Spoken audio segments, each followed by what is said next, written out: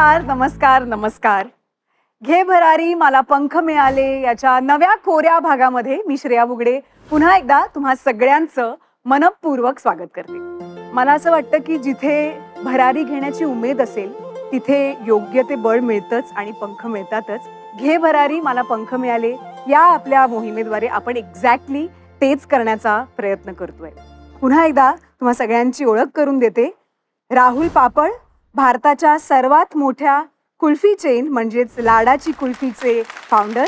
विशाल चोळसकर sir, Santkrupa महिला गृहोद्योग handmade मसालेचे managing director, ज्यांनी महाराष्ट्राची ग्रामीण खाद्य संस्कृती जपली, जोपासली आणि वाढवली. अनघा घैसास, सौदामिनी हँडलूम्स आणि सौदामिनी एथनिक्सच्या फाउंडर मेंबर. आणि आज आपल्याबरोबर एक विशेष अतिथी आहेत डॉक्टर कल्याणी मांडके, मांडके हिअरिंग सर्व्हिसेसच्या संचालिका. मॅम, खूप खूप स्वागत आहे तुमचं आमच्या कार्यक्रमामध्ये. सगळ्यात आधी बोलूया आजच्या आपल्या पहिल्या उद्योजिका ताईंना.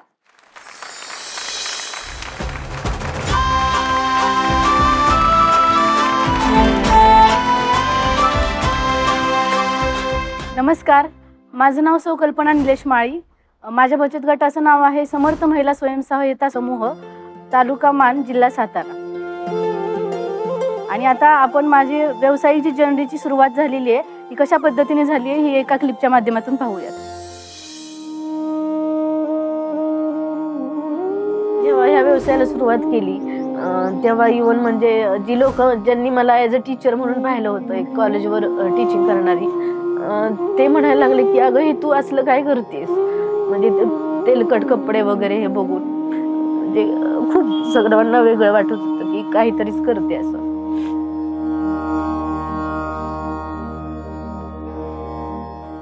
आता माझ्या व्यवसायामध्ये माझ्या सासूबाई पण इथं दिवसभर असतात, ज्यामध्ये काउंटरला तरी बसून असतात किंवा इकडे तिकडे लक्ष असतं त्यांचं पूर्ण. आणि सासरे गावाला असतात, शेती वगैरे बघतात, पण येऊन जाऊन असतात, त्यांचीही मदत होत असते.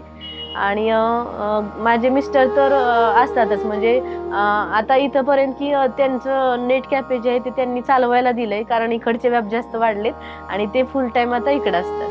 कोरोना या काळामध्ये फक्त खाद्यपदार्थ निर्मिती हाच व्यवसाय चालू होते. त्याच्यामुळे मला असं वाटतं की माझ्या मिसेसनं जो चालू केलेला व्यवसाय आहे त्याच्यामुळं कदाचित आम्ही 1-2 वर्ष आम्ही जिवंत राहिलो किंवा खाण्यासाठी आम्हाला 4 पैसे आम्ही कमवू शकलो. गेले 5 वर्षापासून मी या व्यवसायामध्ये आहे. आपल्याकडे लाकडी खाण्यावरचे शेंगदाणा, करडई, सूर्यफूल, खोबरे, तीळ, बदाम, मोहरी आणि जवस अशा 8 प्रकारच्या तेलांचं उत्पादन केलं जातं. म्हणजे आता सगळं जे आम्ही करतोय ना ते मॅन्युअली आहे आणि म्हणजे कमी प्रोडक्शन होते. म्हणजे इव्हन मला मार्केटिंगला जरी सोर्स मिळाला तरी पण मी माझ्या मशीन वाढवणं हाच एक पर्याय आहे, कारण लो RPM मशीन आहेत. एकतर शिफ्टमध्ये जास्त एक्स्ट्रा शिफ्टमध्ये काम करणं, अदरवाईज मशीन वाढवणं, हे दोन पर्याय आहेत. शिवाय ॲटोमायझेशन करणं बिझनेसमध्ये. म्हणजे आता सगळं मॅन्युअली केलं जाते. बॉटल पॅकिंग करताना ते सेट व्हायला तेल ठेवावं लागतं, मग ते सेट झाल्यानंतर ते मग पॅक करायचं. मग ते फिल्टर जर असेल तर फिल्टर मशिनरी असेल तर आज जरी मी घाणा गाळला तरी लगेच थोड्या वेळात फिल्टर करून मी त्याचं पॅकिंग करू शकतो.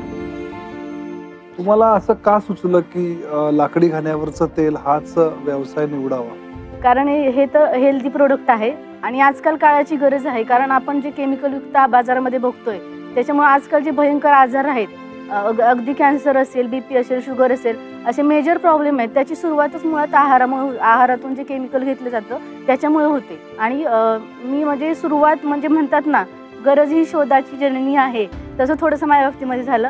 जेव्हा जॉब सोडायचा तर मी काय करावं ह्याच्या शोधात असताना मला असं वेगळं काहीतरी करायचं होतं. आणि सर मला सांगायला अभिमान वाटेल की माझ्या मानखटाव दुष्काळी भाग आहे, मानखटाव तालुक्यामध्ये माझं हे पहिलं युनिट आहे. आता सर फॅक्टरी आउटलेट एक आहे आणि आम्ही जे सर महालक्ष्मी सरसच्या माध्यमातून स्टॉल्स वगैरे लावतो ना, त्याच्या माध्यमातून डिस्ट्रीब्युटर्स भेटलेले आहेत. त्यामुळे मुंबईमध्ये मी त्यांना पाठवते आपले प्रोडक्ट आणि ते तिथं डिस्ट्रीब्यूट करतात. आणि काही शॉप्सला ऑर्गॅनिक शॉप्स वगैरे आहेत त्यांच्याकडेही जातं. म्हणजे आणि ONDC हा एक गव्हर्नमेंटचा प्लॅटफॉर्म आहे ई-कॉमर्सचा, तर त्याच्या माध्यमातूनही माझं सेल चांगला होतोय. आणि आता नुकतंच आपल्या उमेदवरतीही उमेद मार्ट सुरू झाले, तिथंही माझे प्रोडक्ट लॉन्च झाले. तुमचा गेल्या वर्षीचा सेल आणि या वर्षीचा सेल यामध्ये थोडीशी सेल कमी झाला, याचं कारण सांगू शकाल का? कारण असं झालं सर, आता थोडी इन्व्हेस्टमेंट कमी पडलेली आमची ह्यावेळी. बरं. स्टार्टच मुळात झालं होतं लोन घेऊन, तर कोरोना नंतर जे मेजर प्रॉब्लेम आले होते त्याच्यामुळे थोडंसं इन्व्हेस्टमेंटला आम्ही कमी पडलो आणि मार्केटिंगलाही कमी पडलो.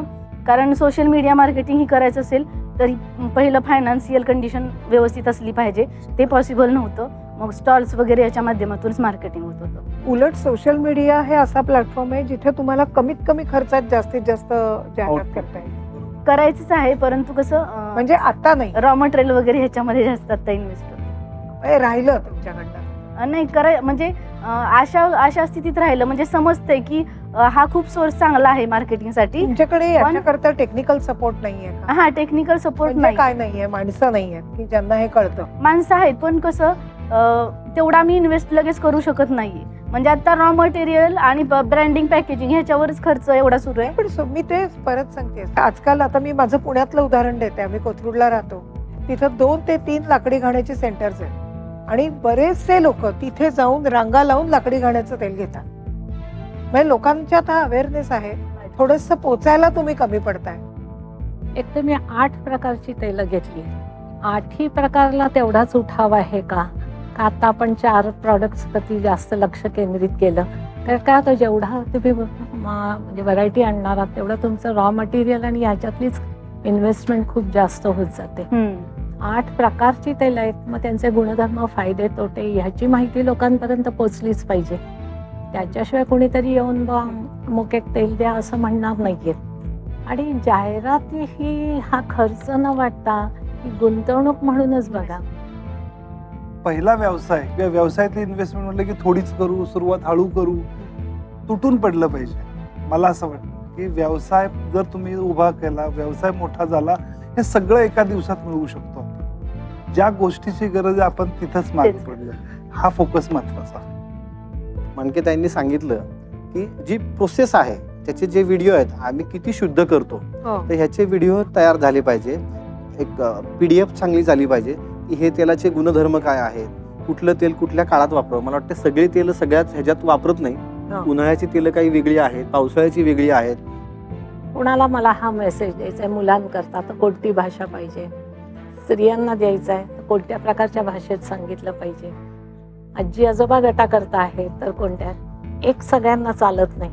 त्यामुळे प्रत्येकाकरता एक वेगळा मेसेज आपल्याला तयार करायचा आहे. ही विचारांची प्रक्रिया आहे. हे तुम्ही कुठेही जात असताना किंवा स्वतःशीचा विचार करत असताना ठरवा.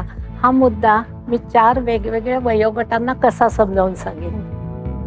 दिवसाला किती प्रोडक्शन होतं एकंदर? 120 किलो तेलाचं प्रोडक्शन होतं डेली. 3 मशिनरी आहे. बरं, मग आता जेव्हा तुम्ही नवीन मशिनरी घेतात 120 वरनं किती पुढे जाणार आहात तुम्ही? डेली म्हणजे आता नवीन ज्या मशिनरी आहेत ना त्या म्हणजे अर्ध्या पाऊण तासाला 50 किलो शेंगदाणा एका वेळी म्हणजे सीड्स गाळू शकतात.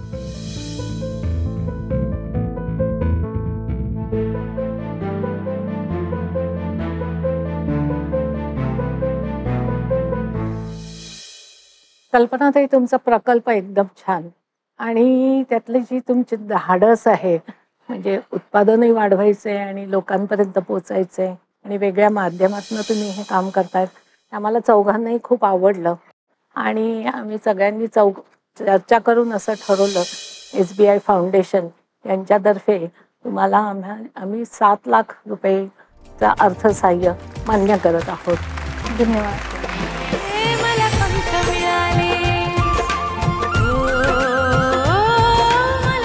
सौदामिनी हँडलूम कडनं तुम्हाला खास साडी भेट. आद्या पुणे यांच्याकडनं तुला ही चांदीची नथ आणि कानातले. हँडमेड मसाल्यातर्फे तुम्हाला महाराष्ट्रीयन मसाल्यांची परंपरा भेट देते. या कल्पनाताई, अभिनंदन तुमचं एकतर. थँक्यू.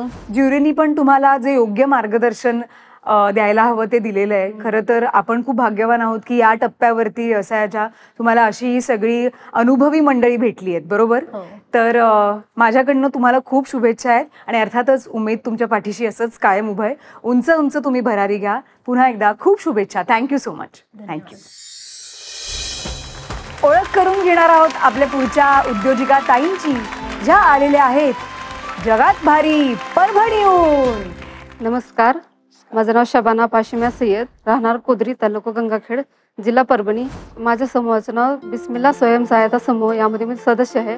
तसेच उमेद महाराष्ट्र राज्य ग्रामीण जीवनोन्नती अभियान, यामध्ये मी CRP म्हणून कार्यरत आहे. माझा व्यवसायाचा प्रवास आपण ह्या क्लिपमध्ये बघू शकतो.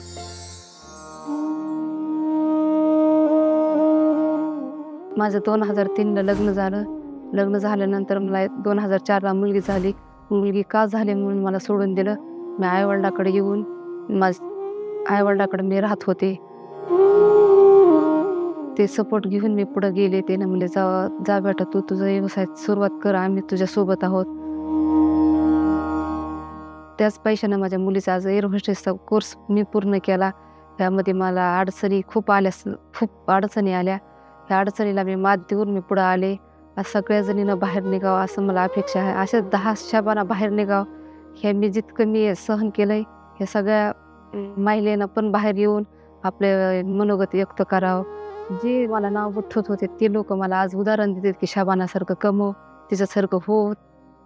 असे खूप जणांना मी मदत केली त्याला की बाबा चला मी स्वतः सोबत येते, तुम्हाला माल भरून देते. त्याला पण सपोर्ट केला. आज माझ्या सगळ्या महिला म्हणतात की तुमच्यामुळे आम्ही पण बाहेर आला. आम्हाला पण माहीत नव्हतं हे काय आहे, काय कसं आहे. तुम्हाला बघून आम्हाला पण प्रेरणा भेटली.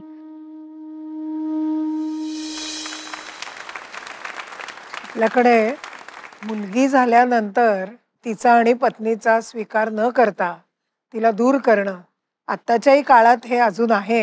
हे ऐकल्यावर खूप वाईट वाटलं आणि रागही आला. परंतु त्याच्यातही जिद्दीने तुम्ही त्याच्यावर मात करून पुढे जाताय, हे खूप आनंदाची गोष्ट आहे. तुमची मुलगी एअर होस्टेस होतीये ना? पुण्यातच आहे आता, ट्रेनिंग चालू आहे. ट्रेनिंग झाली. बर, पण म्हणजे तिला ऑलरेडी पंख तुम्ही दिलेले आहेत. हो. हा, आणि आता तुम्हाला पंख मिळवण्याकरता तुम्ही इथे आलात.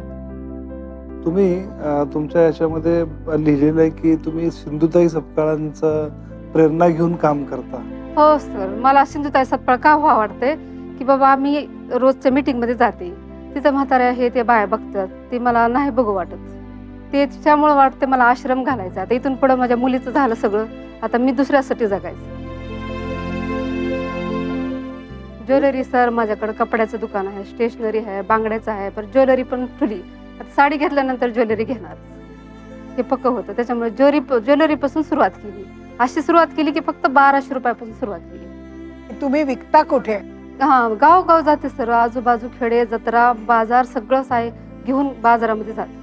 तुम्ही असं शहरात जे एक्झिबिशन्स होतात सर, त्याची पण तयारी आता चालू आहे की माझा मॉल व्हावा. Very good. मॉल व्हावा, त्याच्यामुळे मी एका जागेमध्ये सगळं काही भेटावं मला असं अपेक्षा आहे. या उमेदच्या माध्यमातून या कार्यक्रमात काही महिला आल्या होत्या मागच्या एपिसोडमध्ये की त्या स्वतः हँडक्राफ्ट ज्वेलरी बनवतात. तर त्यांना तुम्ही ताकद देऊ शकला तर तुम्ही हैदराबादवरून आणण्यापेक्षा हा असं काही कोऑर्डिनेट करता येते का, एकमेकांशी कनेक्ट होता येते का? बघा, व्यवसायाचा एक पार्ट असतो, म्हणजे एक तर मॅन्युफॅक्चरिंग करणे आणि तो विकणे, हे नाण्याच्या दोन्ही बाजू आहेत. त्याच्यामुळे जो बनवतोय त्याला जर विकणारी ताकद दिली तर दोघंही चांगल्या पद्धतीने जगतात. त्यामुळे तसा एक आम्ही विचार करतो आणि तुम्हाला काय रक्कम द्यायची आहे त्याचं थोडंसं आम्ही डिसिजन घेतो आणि निर्णय घेतो.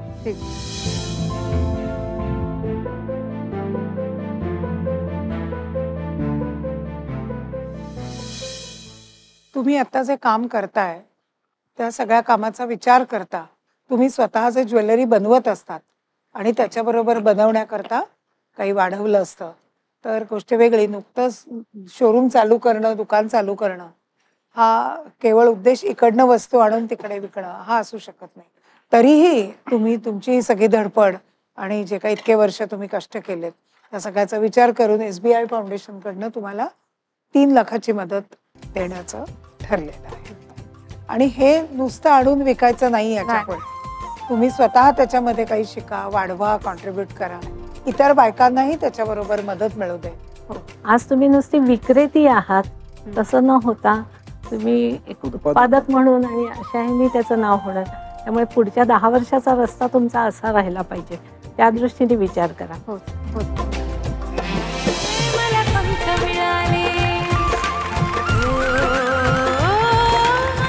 14 हँडलूम कडनं तुम्हाला खास साडी भेट. आद्या पुणे यांच्याकडनं तुला ही चांदीची नथ आणि कानातले. हँडमेड मसाल्यातर्फे तुम्हाला महाराष्ट्रीयन मसाल्यांची परंपरा भेटते. आता भेटणार आहोत आपल्या उद्योजिका ताईंना, ज्या आलेल्या आहेत छत्रपती संभाजीनगरहून. बघूयात मग त्यांची काय गोष्ट आहे. नमस्कार, मी कालिंदी प्रवीण जाधव, छत्रपती संभाजीनगर जिल्ह्यातून आली आहे. माझा व्यवसाय समर्थ बट्टी आटा आणि समर्थ इन्स्टंट पीठ. यापुढील प्रवास माझा हे व्हिडिओ क्लिप आहे. आपल्याला मला म्हणायला लागल्या डाळबट्टी पीक काय विकायची गोष्ट आहे का, ते कोणी घेईल का. पण मला असं वाटायचं की आपण करायला काय हरकत आहे. मी 5 किलो मिस्टरांना म्हटलं मला असं असं करायचं आहे. आम्ही दोघं, आमच्याकडे शाईन गाडी होती, 2 बॅगा बांधायचो, 50 किलो माल गाडीला घ्यायचो, मध्ये एक ते समोर एक. आमचं असं ध्येय होतं, रोज नवीन दुकानं करायचो. आणि आमचं एक टार्गेट होतं, शेवटचा 1 किलोचा पुडा संपेपर्यंत आम्ही घरीच येत नव्हतो. डोर टू डोर म्हणजे दुकान. ज्यावेळेस मी इथून निघायचे त्यावेळेस मला फक्त किराणा दुकानं दिसायची. मला साडीची दुकान दिसत नव्हती ना सोनारची दिसत नव्हती. ज्यावेळेस मी मार्केटिंग करायची फक्त मॉल, किराणा दुकान, बस छोटंसं दुकान. कधी कधी असं अनुभव यायचा की म्हणजे अक्षरशः ते लोक असं पुढा बघायचे, पुढून मागून त्यांचे पूर्ण कस्टमर होसर मला बोलायला चान्सेस, कारण कोण उभं करणार नाही ना आपल्याला, आपण त्यांच्याकडं विकायला आलेलो आहे. मग पूर्ण गिऱ्हाईक संपूस तर मी बाहेर उभे राहायचे. पण एक होतं, मी यूट्यूबवर ऐकायचे की बिझनेस जर करायचा असेल, मारोड्यांचा पण एक सल्ला होता की डोक्यावर बर्फ आणि तोंडात साखर असली तर आपण सक्सेस होऊ.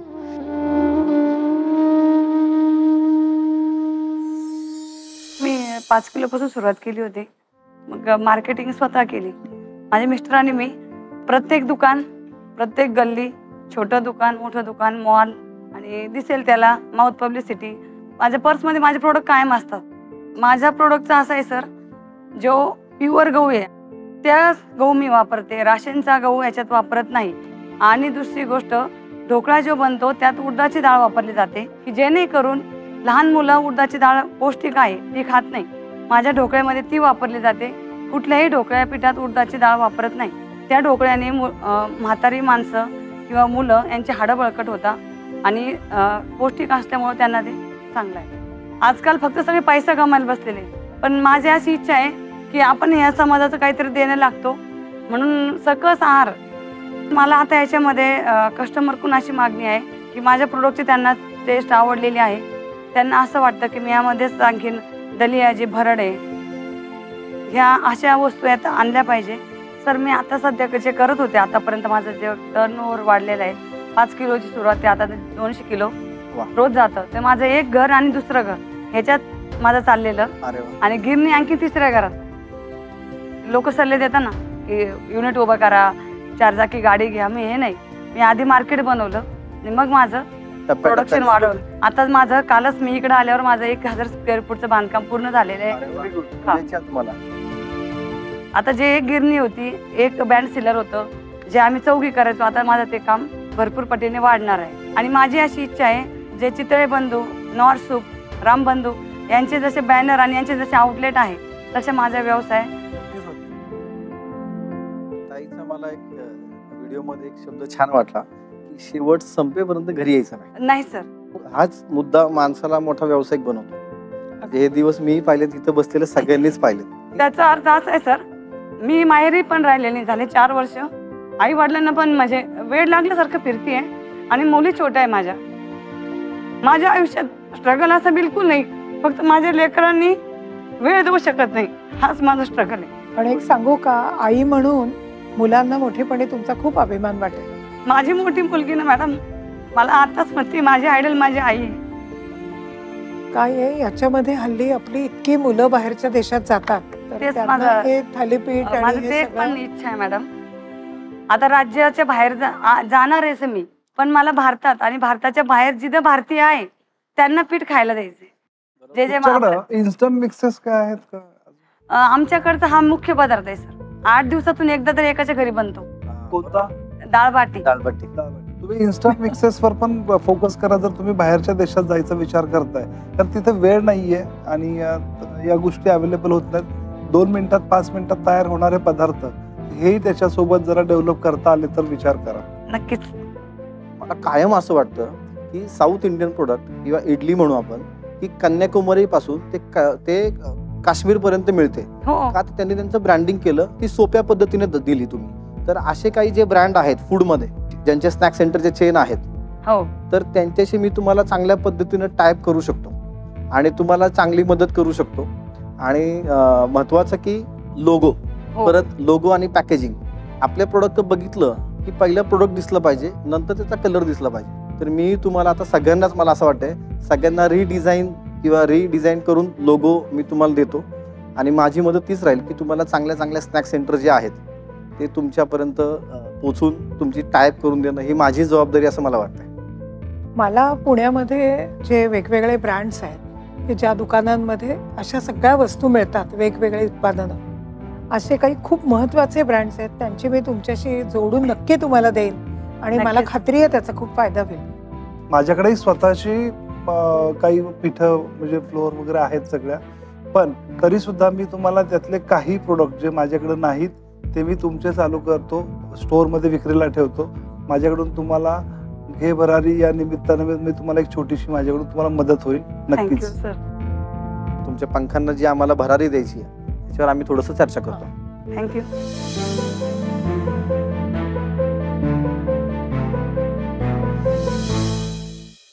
तुमची मेहनत आणि तुमचे कष्ट आणि तुमची चिकाटी आणि व्हिजन याच्या एक बळावरतीच आणि ह्या जोरावरतीच आम्ही एक डिसिजन घेतला आहे SBI फाउंडेशनकडून. तुम्हाला ह्या प्रोजेक्टसाठी, तुमच्या व्यवसायासाठी 7 लाख रुपये देत आहोत. धन्यवाद सर.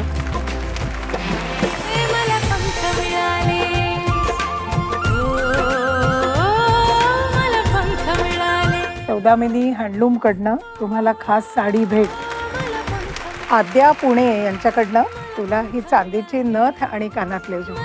हँडमेड मसाल्यातर्फे तुम्हाला महाराष्ट्रीयन मसाल्यांची परंपरा भेट देते. या कालिंदी ताई, खूप खूप शुभेच्छा, कॉंग्रॅच्युलेशन, अभिनंदन तुमचं. थँक्यू. कसं वाटतंय? खूप छान. छान वाटतंय. आणि एक गोष्ट मला तुम्हाला सांगायची आहे की हे जे तुम्हाला तुमच्या प्रोडक्टचं मॉल बनवायचं ना, त्याच्या ब्रँड अँबॅसेडरसाठी तुम्हाला मलाच घ्यावं लागेल. धन्यवाद. ऑलवेज. कधी स्वागत आहे मॅडम तुमचं. नाही, मला असं वाटतं की तुमच्या प्रोडक्टचे ब्रँड अँबॅसेडर तुम्हीच आहात. असाच तुमचा मोठा 5, 10, 50 मजली मॉल होऊ दे आणि खूप खूप खूप त्याला यश मिळू दे, अशा आमच्याकडनं तुम्हाला शुभेच्छा आहेत कालिंदी ताई. पुन्हा एकदा खूप खूप अभिनंदन आणि ऑल द बेस्ट तुम्हाला. थँक्यू. येस. मंडळी, SBI फाउंडेशन आणि उमेद यांच्या सहकार्याने घे भरारी मला पंख मिळाले ह्या कार्यक्रमामध्ये आपण असेच पुढे जात राहणार आहोत. आणि जसं मी नेहमी सांगते की आमच्या उमेद परिवारातील ह्या ज्या सगळ्या ताई आहेत त्यांचे प्रोडक्ट्स तुम्हाला उमेदच्या डिजिटल प्लॅटफॉर्मवरती म्हणजेच umedmart.com वरती उपलब्ध आहेत. त्याचा नक्की तुम्ही सगळ्यांनी लाभ घ्या. तर मंडळी, आता आपण भेटणार आहोत घे भरारी मला पंख मिळालेच्या पुढच्या भागामध्ये. प्रायोजक SBI foundation, broadcast partner TV9 Marathi, radio partner radio city. पाहायला विसरू नका घे भरारी मला पंख मिळाले दुपारी 4:15 वाजता फक्त TV9 मराठीवर.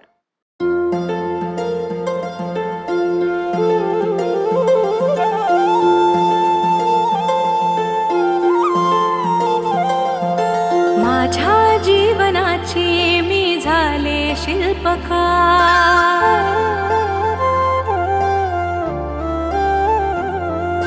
माझ्या जीवनाची मी झाले शिल्पकार. उमेदच्या सोबतीने झाली स्वप्ने साकार. घेण्या उंच भरारी आकाश मिळाले. मला पंख मिळाले. ओ मला पंख मिळाले. ओ मला पंख मिळाले. मला पंख मिळाले.